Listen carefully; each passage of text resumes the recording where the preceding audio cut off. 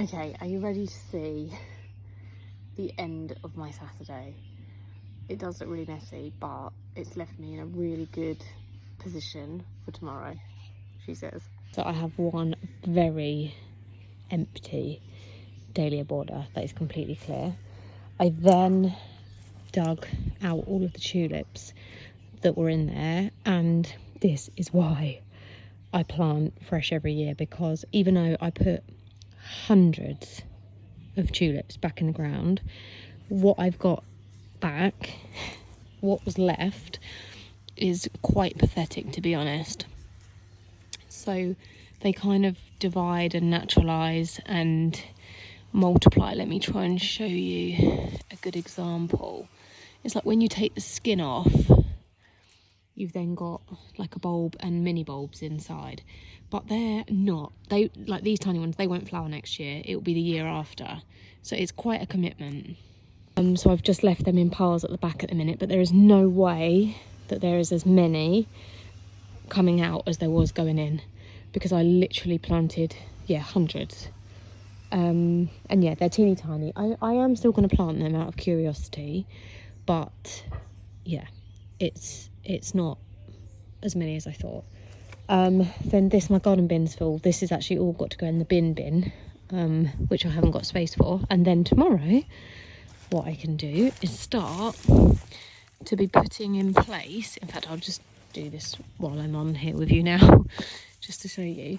I'm going to start putting in place all of the perennials which are going to be going in here.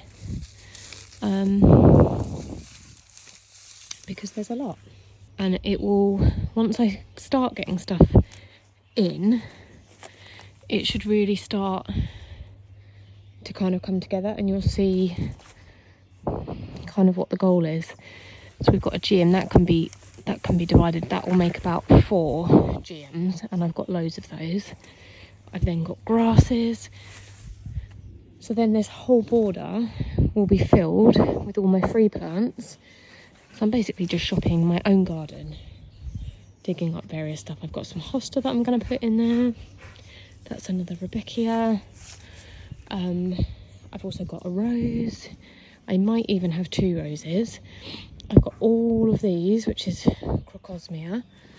So they need lifting and dividing. I can't pick that up one-handed.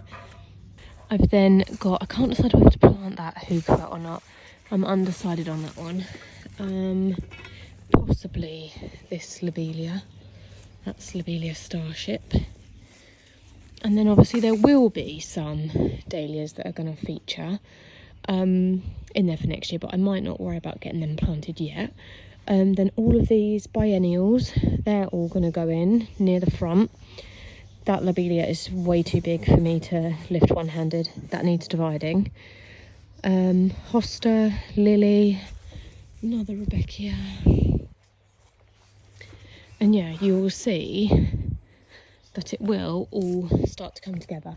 Where's my grasses? Good question. Oh, I've got another phlox over here. That's coming in. And then it's also going to free me up with loads of pots, which is great.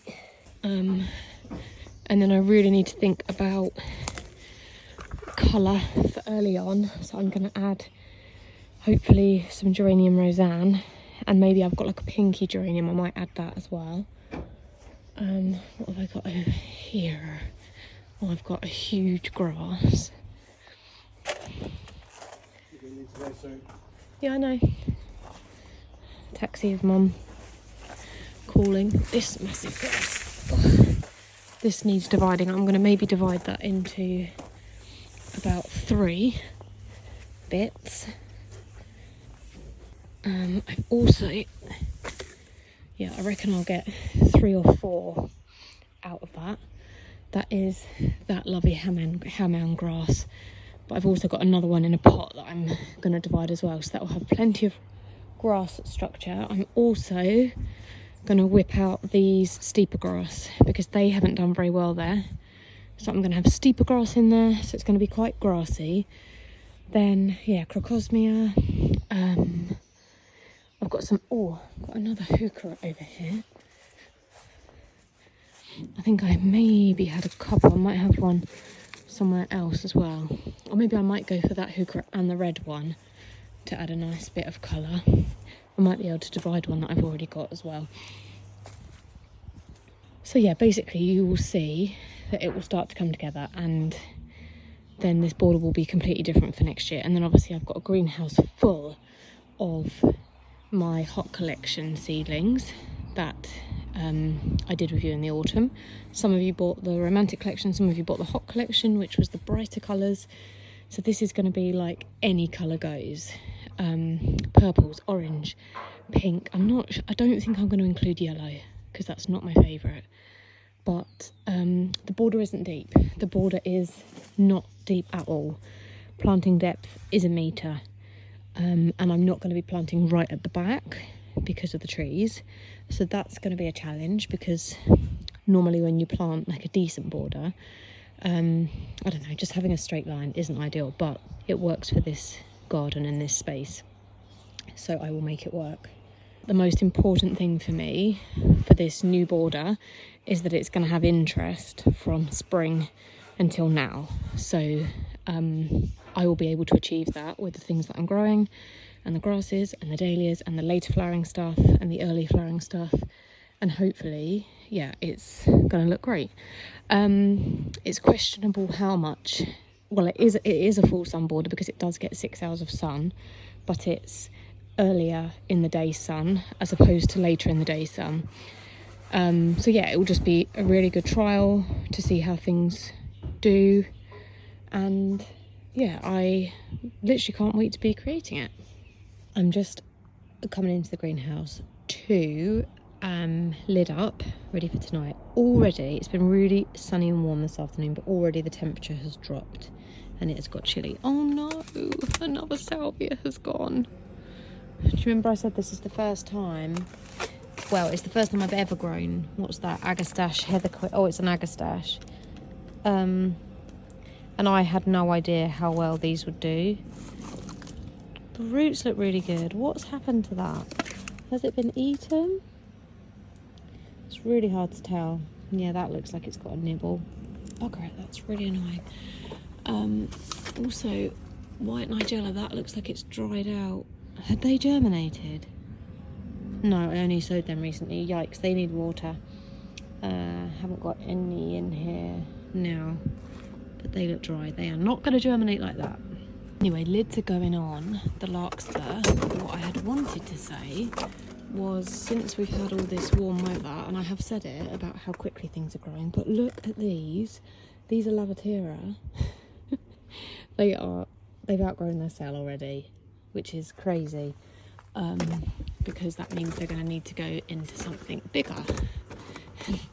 Obviously, I'm struggling on space at the moment for anything bigger, but it's going to have to happen because they've grown so much. So I'm lidding all the larkspur just in case. I definitely need to probably come on water in here. I'll do that in the morning. Oh, I've lost a few Californian poppies. I think that might have been from me watering them above head because I was being lazy and I just was being rough. I can see, yeah, they've just like wilted away. Damn it. Never mind. I've still got plenty. And these agastache, how are they doing? Do they need to... Oh no, they've still got space. They're okay. They're just very big. So lots of agastache. Lots of everything really. And oh my god, those anemones, they've actually started shooting. Okay, I need to get those potted up. They're blue ones, aren't they? But I haven't decided where they're going to go. But that is sprouting already. And the rest of my bulbs are sprouting in the bag. But I had so much fun digging in the borders today that I didn't even think about what needed to happen in here. Like I said on the stories earlier on, you can only do what you can do. If, like me, you're the only gardener in the house, as in, obviously Ben's my landscaper, but, you know, he doesn't do any planty jobs, that means that, yeah, it's just me. So if I want things done, I have to do it myself, and you can only do what you can do. There's only so many hours in the day that you get time for gardening, and sometimes you can't do everything. And that's the reality, and that's okay. and it all kind of works out in the end somehow.